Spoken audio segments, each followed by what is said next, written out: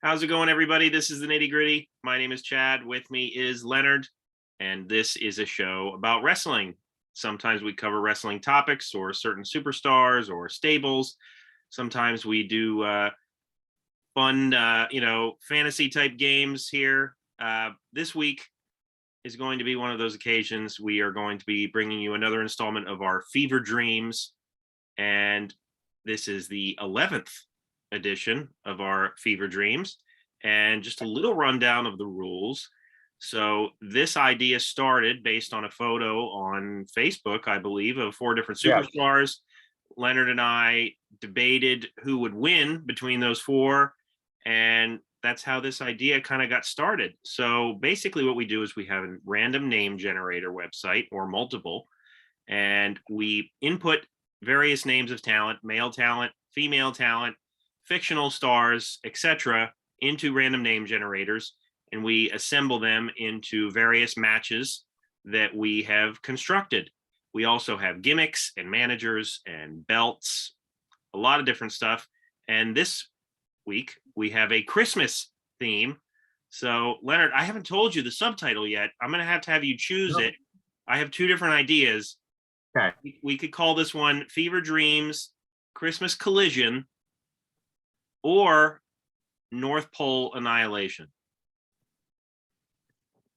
I'm gonna go with Christmas Collision. Sounds kind of generic, but it rolls off the tongue a little bit better than North Pole. What was it? North Pole Chaos? What was it? See, I don't remember that one. North Pole Annihilation. Yeah, North Pole Annihilation. Let's go with Christmas Collision. I think originally I had titled it Collision at Christmas, but I didn't know if that really made sense.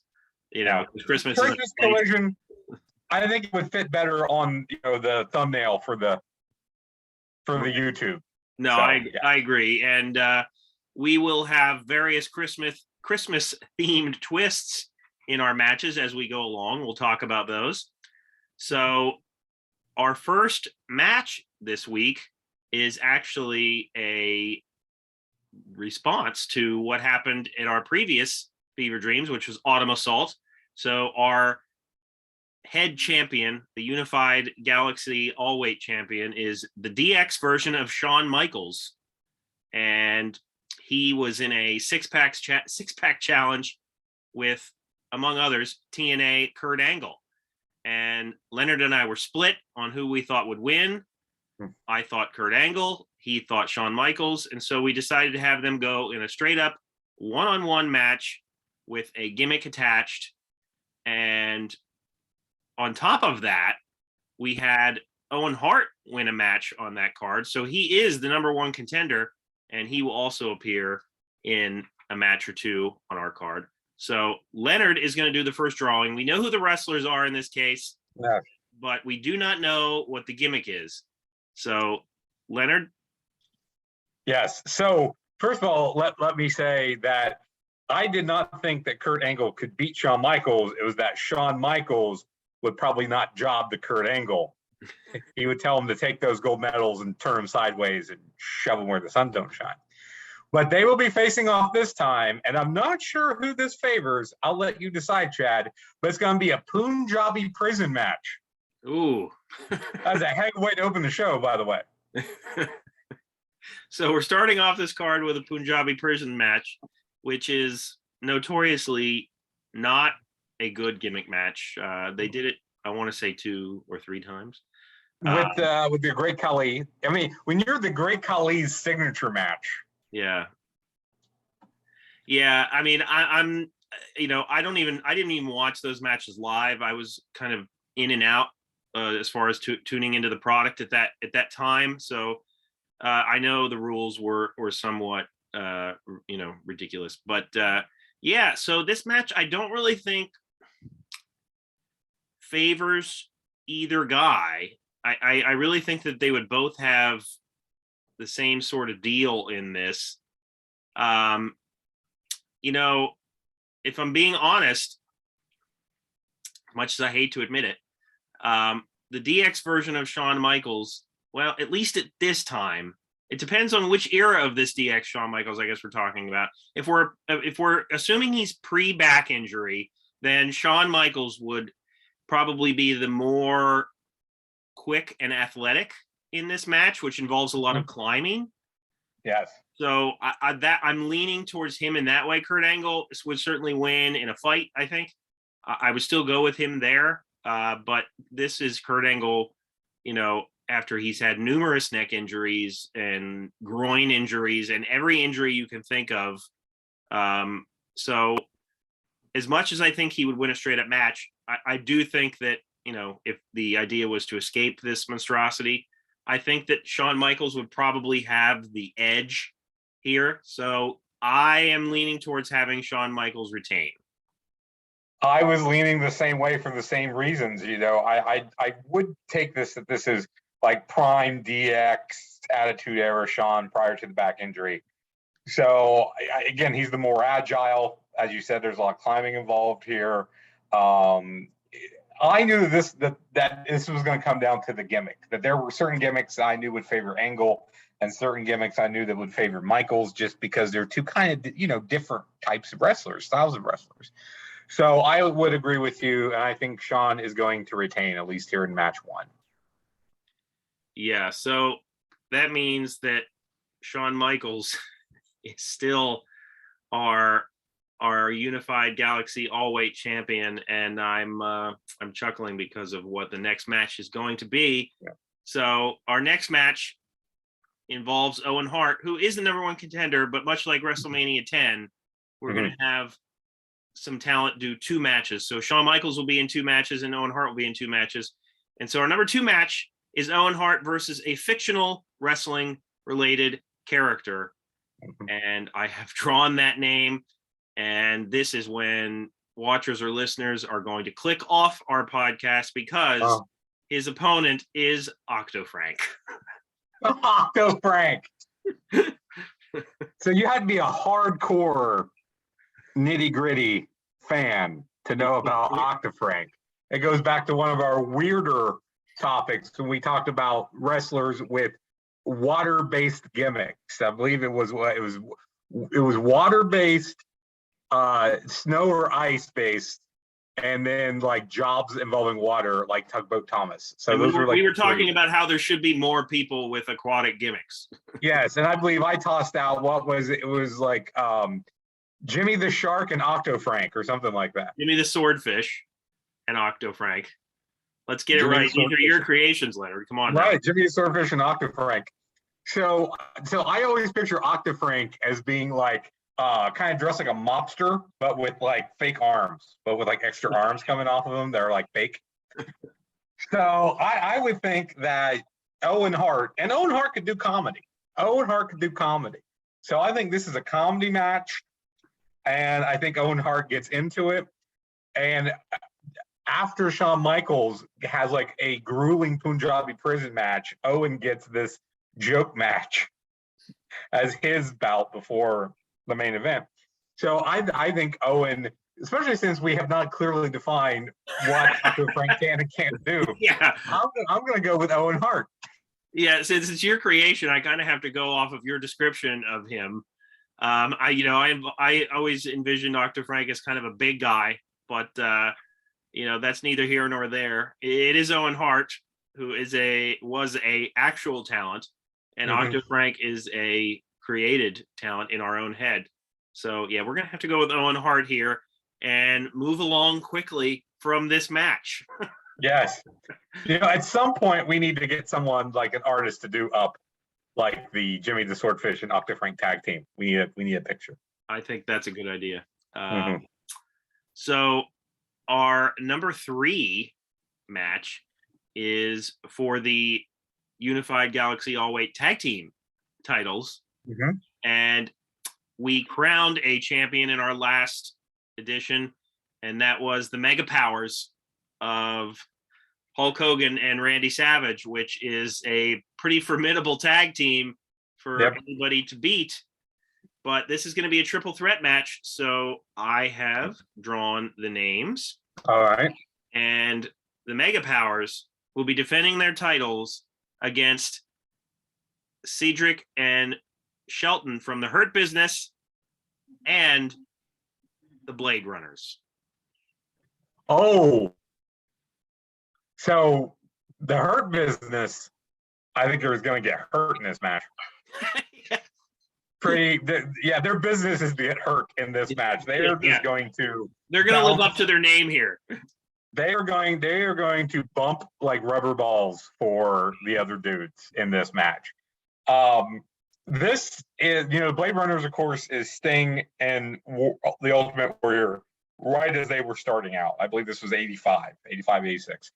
And I would love to see that. This would be cool if this was like, say, early 90s. If this was like 90, 91, Sting and Warrior versus Hogan and Savage, that would be an amazing match. Really cool.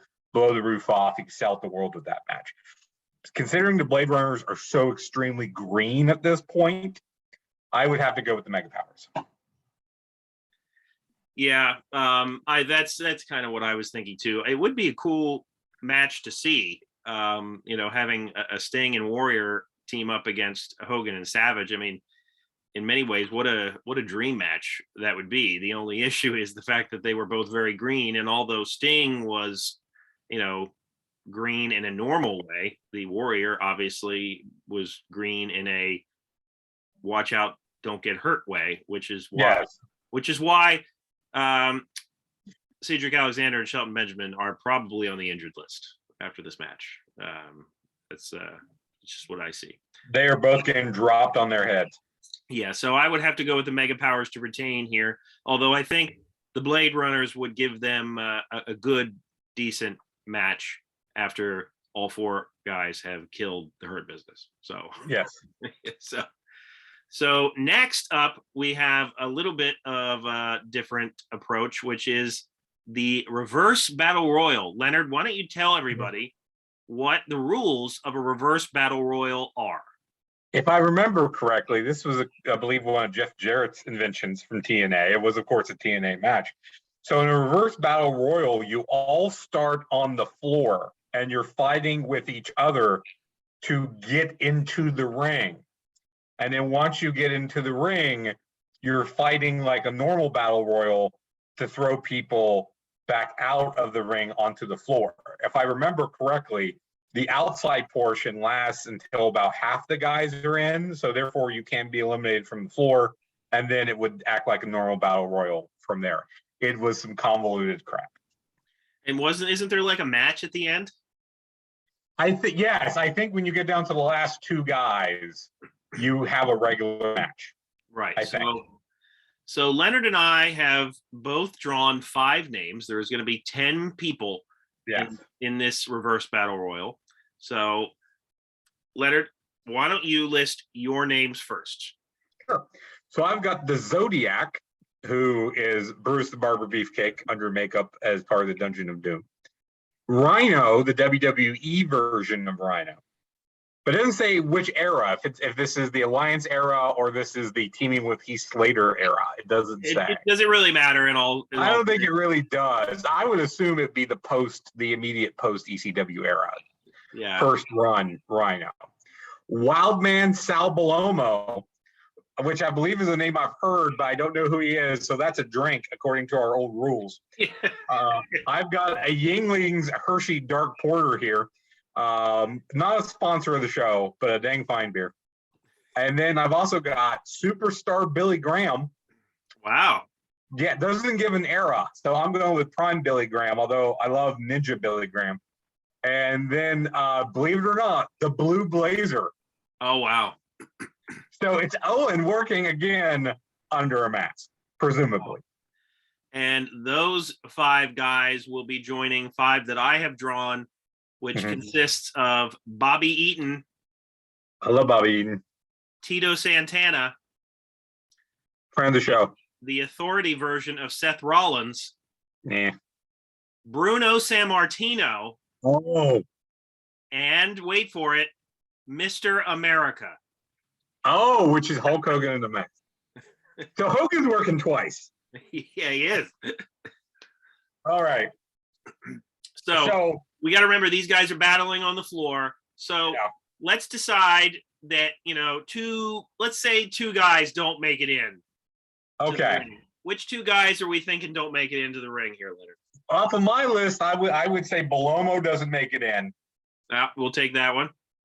And then I don't know, who is it? Give me your list again. Bobby Eaton, Mr. America, Tito Santana, Bruno Sammartino, and Seth Rollins, the Authority version. All your guys are good. How do you feel about how about Belomo and the Zodiac don't make it? Those are two that are easy choices. I was trying to remember who your first one was. Yeah. So Belomo and Zodiac are not making it in. Right. All right. So then we have these guys trying to win by throwing each other over the top rope, which would bring it down to two guys. Yes. So let's just decide who our final two guys are to be in a match. Part of me wants to make it Billy Graham and Bruno Sammartino, which would be amazing. Yes. And I would be okay. I'm okay with that if you have a good reason as to why Mr. America has been eliminated. I would say Mr. America gets eliminated by he and Seth Rollins of the Authority eliminate each other, or Mr. America eliminates Seth Rollins and then he's like holding on to him or whatever, and then Billy Graham eliminates him from behind. But basically, I would use this to set up a feud between Mr. America and Seth Rollins, because I think Authority Seth Rollins is probably your biggest heel name in this after Billy Graham. And that will be a match on our next episode for sure. All right. Absolutely. So I'm okay with that. So we're down to Bruno Sammartino and Superstar Billy Graham, which is, a match that actually happened, I would assume. Yeah. So yeah, I'm pretty sure. Who did Billy win who did Graham win the belt off of? Was it Pedro Morales? I thought it was Bruno. Was it Bruno? And then because they didn't want it to go from Bruno to, what was it, Bob Backlund, maybe? Yeah, I'm looking it up as we stumble through this. Well, as you're looking that up, I'll just say this: yeah. We're talking Prime Bruno and Prime Superstar Billy Graham. Yes, 100%. I would say that I would pick Bruno to be our reverse battle royal winner here. And that would also mean he would get a title shot if you agreed with me. So yes, I will agree with that. I'm still trying to find the lineage here, but yeah, I've met Bruno before his passing. Still was just just an imposing figure, even toward the end of his life when I met him. I've got a soft spot in my heart for Billy Graham.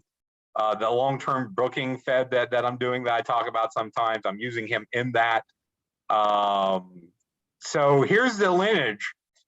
So Bruno originally won the belt off of Buddy Rogers, dropped it to Ivan Koloff, who dropped it to Pedro Morales, who then dropped it to Stan Stasiak, who dropped it back to Bruno Sammartino, who lost to Billy Graham, who then lost to Bob Backlund. So there you go. There you go. So there you go. So yeah, I was stalling while I looked that up, but I would agree with you. I think in a match like this, usually your face is going to win, unless you want to try to set up something down the road. Right. And I'm perfectly fine with Sammartino winning and getting a title shot. I think that's cool that we're going to have an icon, a legend like him in our next show. Absolutely. Well, our next match is just a simple men's one-on-one. However, in this case, there will be a Christmas gimmick attached to the match. Leonard is drawing the two names. I have drawn the gimmick. So Leonard, why don't you go ahead with the names first? Okay, well, I'm looking up one guy because I'm trying to remember who he is. Oh God. Well, I know who he is, but okay, it was who I thought it was. So it's the Sultan, which was Rikishi in a mask. Right. And I knew it was I was thinking it was either Rikishi or it was Savio Vega, but he was Quang the Ninja under a mask.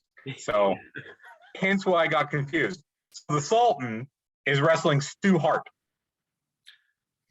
the patriarch of the Hart family, of course. And and they are wrestling in a Leonard creation Miracle on 34th Street fight. Well, that's actually a match that the WWE has done in the past. Maybe not with the details you put in there, though. Didn't you make this a death match? Is it a death match? It's a death match. Yeah, you made it a death match with explosives instead of you know what? Those are two separate ideas, but we can combine them into one. So this is also an exploding ring death match, kind of like what Mick Foley and Terry Funk had in Japan. But the timer is like the New Year's Eve ball that you see during the New Year's Eve countdown. So when the ball gets all the way down to the bottom, that's when the ring blows. Yeah. Yeah. And that match is featuring the Sultan and Stu Hart. And you know what? This is why I love doing this, because I would pay just about any amount of money to see this match happen. And I'm telling you right now, to me, this is a slam dunk, easy pick. Stu Hart probably commits homicide against the Sultan here. And he might not even need any weapons. Like he might like just tie him up into a pretzel and wait till the ring explodes or something. Right. I mean, on paper, or I would say on visual, if you look at the picture of these two guys side by side, I think a lot of people would go, oh, well, the Sultan. But you have to know Stu Hart's history as being one of the greatest, shooters, stretchers of all time. Right. And even if the Sultan has weapons at his disposal, and even though this is a garbage match, Stu Hart still has so much experience and so much talent and so much shooting ability. I would agree with Chad that he would probably just take the Sultan down, somehow just tie him up and leave him in the ring for the ring to blow up. Stu's in the back having a beer with Bruno by the time the ring goes off. All right. So that means Stu Hart wins. So we'll have to bring him back again at some point. A lot of legends, a lot of old guys are winning tonight. No, I like it. So our next match is going to be for our Galaxy All Weight Women's Championship, and our champion is Shayna Baszler.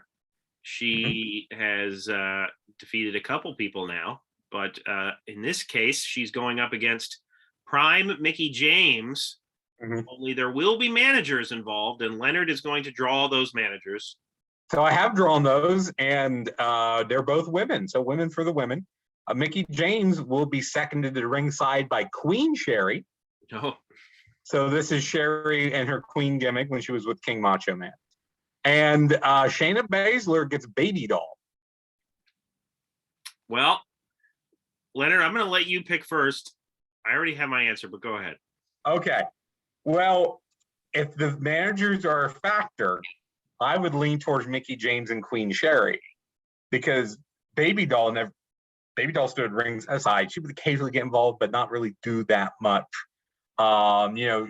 Mickie James or Shayna Baszler straight up, I might lean a little bit towards Baszler in that, but I think Mickie James is extremely underrated. I think she's really one of the best female wrestlers over the past, 20 years, especially when you look at her entire body of work and how she's been so good for so long and just so solid, and has been able to work with a variety of different, characters and a variety of different opponents in the ring.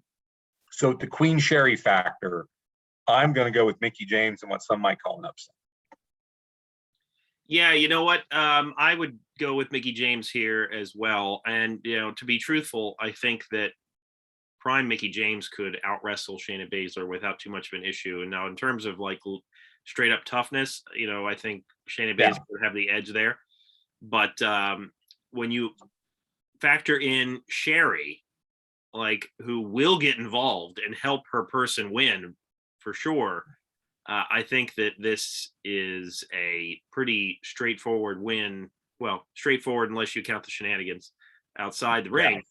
Straightforward win for Mickie James. So that would mean she's our new champion, Leonard. Yeah, and a worthy one. Now, let me ask you, does she get to keep Queen Sherry in future matches, or does she lose Queen Sherry for future matches? See, since she won with Queen Sherry, she kind of has to keep her, right? Yeah, I would say she gets to keep Queen Sherry until she loses the belt.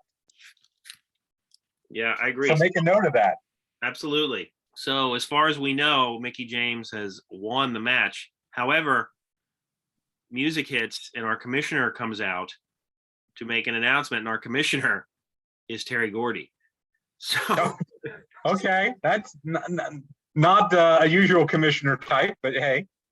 No, he's not. And his announcement is that this match is now 2 out of 3 falls. Oh no. So he saw the shenanigans outside the ring and he said, you know what, this is going to be 2 out of 3 falls. So Leonard, does your winner change in any way? No, I will say that Shayna wins the next fall to even it up, but then that Mickie would win the third fall, and maybe because Sherry was part of shenanigans the first time, maybe the final is Baby Doll messes up somehow and causes Shayna to lose, and then Shayna post-match beats the crap out of Baby Doll. Yeah, I can see all. I could, you know what? I can see all of that unfolding. I was even going to say, you know what, Mickie James might just win in 2 straight, but that doesn't happen. When you have a 2 out of 3 fall match, you have to get to that third fall. So yeah, it happens rarely. I've seen it happen very rarely. But Ric Flair beat Bobby Eaton 2 straight falls, like on a Clash once. But usually you the reason you book that gimmick is so you can have 3 falls. Correct. All right. So Mickie James is our champion, and Queen Sherry will be her manager until she's defeated, I suppose. So our next match is also involving the women. It's a fatal 4-way, and it will be it'll be for a random belt. Yes. The winner gets the option of turning in that belt for a future title shot. Oh, okay. So I have drawn the names. Leonard is drawing the belt. Yes. So I will read off the names of the women in this fatal 4-way. So it will be Madison Rayne versus AJ Lee versus Toni Storm versus Bayley, the hugger version. Okay. And what will they be fighting for, Leonard? The WCW Light Heavyweight Championship. I like it.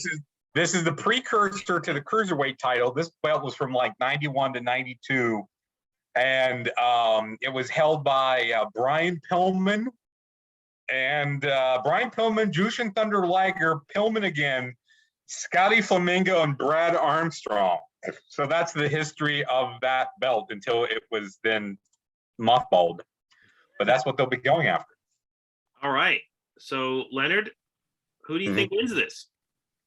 That is an amazingly great lineup for a match like this. All those ladies can really go in the ring, and I like all of them.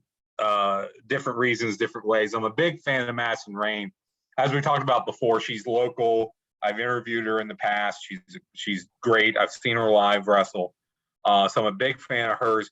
I like current Bayley way more than Hugger Bayley, and also too, with the couple more years of experience, the current Bayley, I think, is a better wrestler than what Hugger Bayley was, although Hugger Bayley was quite an accomplished wrestler. Who were the 2 names in the middle again? AJ Lee, Toni Storm, Madison Rayne, Bayley. Yeah. I'm not a big AJ Lee fan. I know some people will not like that, but she's 12 years old. She's built like a 12-year-old. And she would have a hard time being Marco Stunt in a match.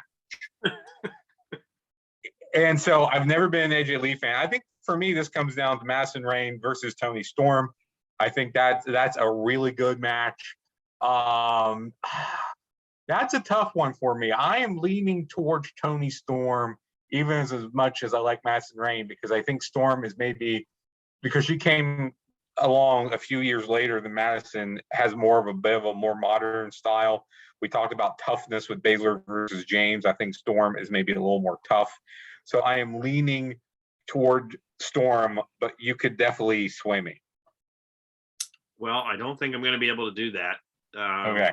Because I am one of those AJ Lee fans. So I think it would come down to AJ Lee and Toni Storm. As you said, the Bayley, the Hugger version is certainly accomplished. She has some great matches in NXT with Sasha Banks. But she's really come a long way since then as a heel character. Madison Rayne, I'm not as big on as you. But yeah, see, I'm going to have to go with AJ Lee here. So we're going to have these two move on to our next show somehow. I would say split the difference and just make it Toni Storm, since you lean more towards AJ and I lean more towards Madison. But moving both of them along is quite fine by me. So I would say, you know what? I'm thinking about it out loud here. Even if we were to move them along, there's no universe where you're going to be swayed to AJ Lee. So no. So, and considering this is for the WCW light heavyweight title, so they would be co-champs. Yeah, that's true. So we'll have Toni Storm be the victor here because I like her a lot. I think she's underrated, and I hope that she continues to move up the card. So Leonard, then the question is to you: does she keep this belt or turn it in for a title shot? Why, I would be very interested to see the WCW light heavyweight title defended on our future shows, and by Toni, but not only Toni Storm, but against not only women but men who fit the weight classification. Right. True. So we could arrange that. You know what? I want Toni Storm to say, as much as I would like to go after the women's title, I am proud of this belt. This is a belt that never got a fair shake its first time around. I want to be the champion this belt deserves. I will take on all women and all men who fit the weight class. I want her to keep hold of it. All right. I like it. Mm-hmm. So our main event then. Oh, we're there already. Yeah, we are. We've been moving along pretty quickly here. Yeah. So our main event is going to be the DX version of Shawn Michaels versus Slammy winning Owen Hart. Yes.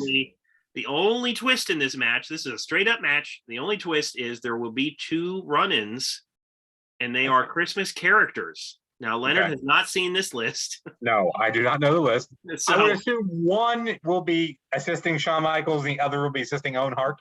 Correct. Okay. Correct. So I will let you decide who assists who. All right. After you hear so this is about as crazy as we've gotten on this show. Okay. Yeah. And so the first run-in is Jack Skellington from A Nightmare Before Christmas. Yeah. Okay. And the second one is George Bailey from It's a Wonderful Life. Wow. So this is a Christmas episode after all, Leonard. So yes. I was hoping for Hanukkah Harry. I'm gonna say Skellington with Michaels and George Bailey with Owen Hart. There you go. So based on that, if this was Born Again Shawn Michaels, I would give him George Bailey. But that would make more sense. Yes, but that's kind of how it aligned in my head. No, that's kind of how I looked at it too. So based on that, who do we think wins? Well, I think Jack Skellington would be more helpful to Shawn Michaels than what George Bailey would be to Owen Hart. although George Bailey does have no, wait a minute. I was going to say he has a gun, but he doesn't. He was going to jump off a bridge. Yeah, George Bailey probably just asked Owen Hart for money. Yes, to help the savings alone. Let me borrow those Slammy awards. I'll melt them down. Yes, can we sell the Slammy awards to get some money here? Skellington would probably help Shawn Michaels. He would bring out pumpkins or something that he would use to nail. He would probably come out dressed like Santa Claus, like he is in the movie, with like a big bag, and then he would pull foreign objects out of the bag to help Shawn Michaels with. That's what I picture there. George Bailey would probably talk to try to stop the fight. He would be like, guys don't need to do this. Yeah. Think of all that you have in this world. Just come over to my house for dinner. We don't have anything, but Yeah, this is the time I wish I could do a Jimmy Stewart impression, but I'm not even going to try. That would be just wrong. So I was leaning towards Shawn Michaels, DX Shawn Michaels anyway, even though Slammy Award-winning Owen Hart is my favorite version of Owen Hart. So given the fact that Owen is probably going to get more help out of his guy, Shawn, I'm going to go with Shawn Michaels. Yeah, and we did see Shawn and Owen feud. There was a kind of an abrupt feud after Bret Hart left post Survivor Series 1997 that didn't really go anywhere as much as it could have. But if anybody recalls the moment where Owen Hart came out and knocked Shawn Michaels off of the kind of the apron of the ring into like the desk, it was a pretty cool moment actually. But I think that they had a match and maybe they did some house show stuff, but it didn't really go anywhere, unfortunately. So yeah, I think that as great as Owen Hart was, I don't see him beating DX Shawn Michaels, especially with Jack Skellington, who is kind of stealing the attention of the crowd. Yes, I would assume. And George Bailey, who's just asking the ringside audience for money. And so passing the hat. Yeah. He's going to the regulars at the events. All the regulars we see on TV every week, the guy in the green smiley face shirt, all those people for money. So that would mean Shawn Michaels retains, right, Leonard? Yes, Shawn retains. A steep mountain to climb. Next time we do this, he has Bruno and potentially Stu Hart on the horizon. So wow, that is some old school that he's going to have to live through. Yeah. Is Shawn Michaels, is he our longest reigning champion at this point? I would say so. Yeah, I'd have to go back and look. Yeah, he's up through at least 3 shows. I know AWA Hogan had a couple successful defenses, but yeah. Yeah. And considering, but Shawn has defended against, tripping on acid Spike Dudley and, TNA Kurt Angle and Slammy Award-winning Owen Hart are good defenses. I was trying to figure out quality of defenses, but. Yeah, I mean, I think AWA Hogan has had some tough defenses there. Very tough defenses, yeah. Compared to tripping on acid Spike Dudley. But, yeah, I don't know. Do we have time for a dark match here, Leonard? I don't know if we do. Why not? Do you want to draw something? You want me to draw something? I'll draw names. You draw a gimmick. Draw a gimmick. All right. So for the good folks that are sticking around, we have Tully Blanchard against Jeff Jarrett. Ooh. And I attached a Christmas gimmick to this too. This is for the crowd in the arena.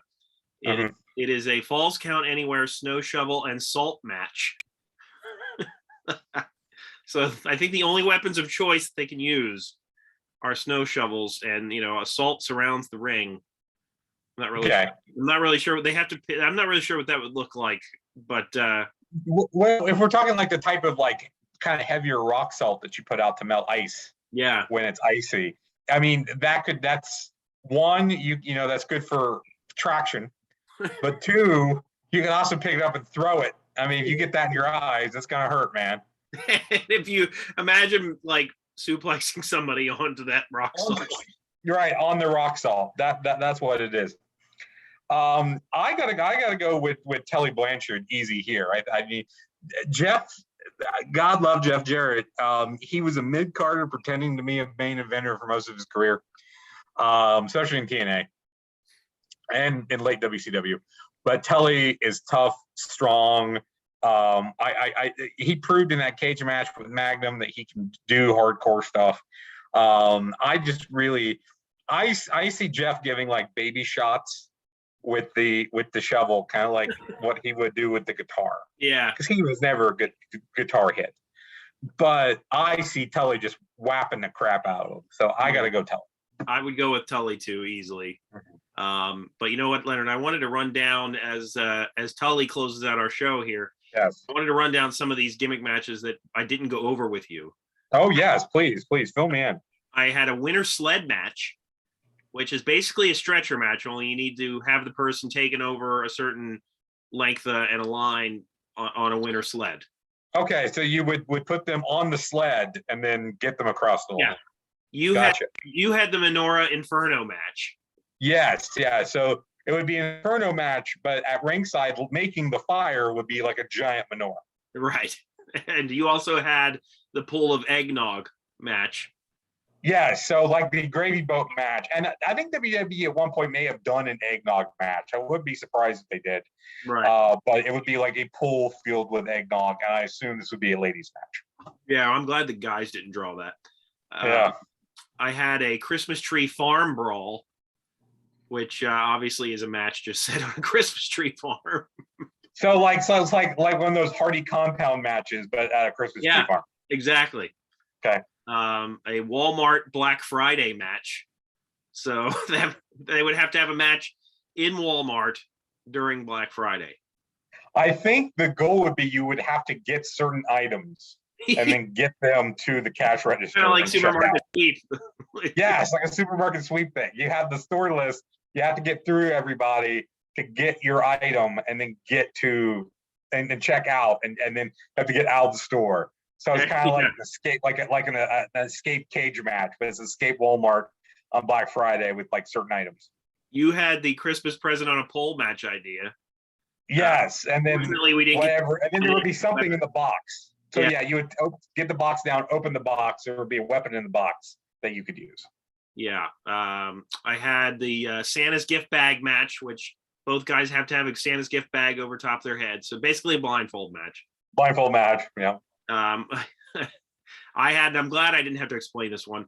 A 4 nativity scenes match. So instead of a 4 corners, bull rope type situation, they have to travel around a town and hit 4 nativity scenes while fighting. I don't know why. I was like, how do I involve a nativity scene and not be a That's ridiculous. You would need to. I'm thinking of a town with like a lot of churches, like churches that are close to each other. Yeah. Because in a 4 corners match, like a bull rope match, you lose momentum and you've got to start over. So if they would lose momentum, would they have to start over? It would be going for days. Yeah. Mistletoe from Hell match. I don't even know what that is. I just thought that sounded neat. It might involve the loser kissing the winner or something like that. It could be something like that. Like I want to picture like a ladder match. Like it's mistletoe on a ladder. There you go. How about this? It's mistletoe on a ladder. You climb the ladder, you get the mistletoe, and then you can use the mistletoe to kiss whoever you want. It would be the only show for this promotion because the winner would be trying to kiss random people. The Christmas lights match, where basically, in order to win, you have to hog tie your opponent with Christmas lights. Oh, that's a good one. Yeah, I like that. And another good one, a winner gets a weekend with Mrs. Claus match, kind of like the Brian Pillman Gold Dust feud. Yeah, that sounds like very much an Attitude Era match. Yeah. Is Mrs. Claus? Is it just Mrs. Cleavage dressed like Mrs. Claus? You know what? I was gonna say if that got drawn, I was gonna say Mrs. Claus looks however you want her to look.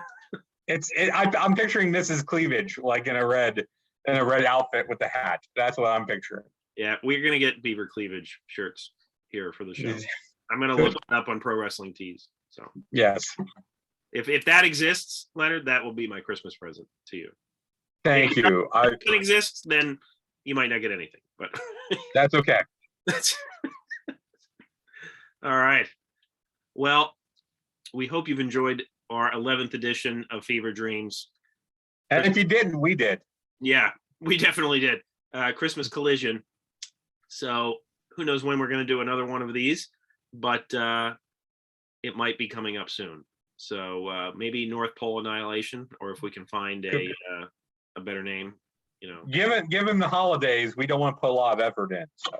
Right, that's true. Well, for Leonard, my name is Chad.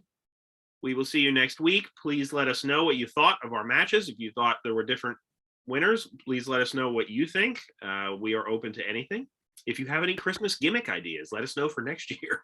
Yeah, we'll save them. Yeah. Providing the Fever Dreams idea hasn't gone off the wall by next year, which it Yeah. might. And even if it does, we'll probably keep doing it. That's right. So we will see you next week, probably one more show before the holiday. Mhm.